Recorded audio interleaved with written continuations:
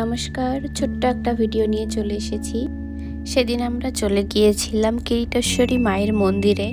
এই মন্দিরটি পশ্চিমবঙ্গের মুর্শিদাবাদ জেলার নবগ্রাম ব্লকের কিরিটকোনা গ্রামে অবস্থিত। হিন্দু ধর্মের 51টি সতীপীঠের অন্যতম একটি প্রধান তীর্থক্ষেত্র হলো এই কিরিটেশ্বরী মায়ের মন্দির। পৌরাণিক বিশ্বাস অনুযায়ী এখানে মাতা সতী দেবীর মাথার মুকুট বা কিরিট খসে পড়েছিল। 1405 সালে আদি মন্দিরটি এক অগ্নিকাণ্ডে ধ্বংস হয়ে যায় বলে জানা যায় এবং পরবর্তীতে এই মন্দিরটি স্থানীয় রাজারা পুনর্নির্মাণ করেন।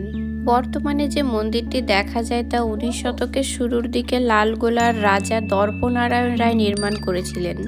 এখানে দেবী সতী, বিমলা এবং ভৈরব সংবর্ত নামে পূজিত হন। মন্দিরের গর্ভগৃহে কোনো মূর্তি নেই, বরং মুঘল সম্রাট আকবর এই মন্দিরের জন্য জমিদান করেছিলেন বলে জানা যায়। নবাব মির্জাফর তার শেষ জীবনে কুষ্ঠরোগে আক্রান্ত হয়ে রোগ মুক্তির জন্য এই মন্দিরের চরণামৃত পান করেছিলেন।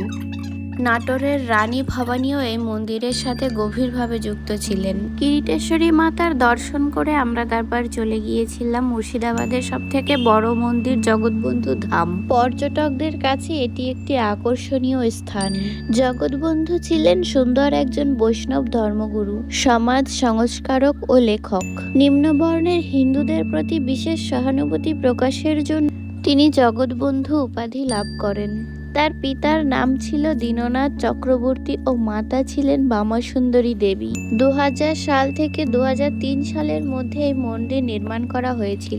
এই মন্দিরের গায়ে বৈষ্ণব তীর্থ খোল করতালের বিভিন্ন মন্ত্র ফুটিয়ে তোলা হয়েছে, যা মন্দিরের সৌন্দর্যকে আরো দ্বিগুণ করে তুলেছে। এই মন্দিরে দুপুরে ভোগের ব্যবস্থা রয়েছে। আমাদের ছোট্ট ট্যুরও আজকের মতো এই পর্যন্তই শেষ। দেখা হবে পরবর্তী কোনো ভিডিওতে কোনো নতুন জায়গা নিয়ে।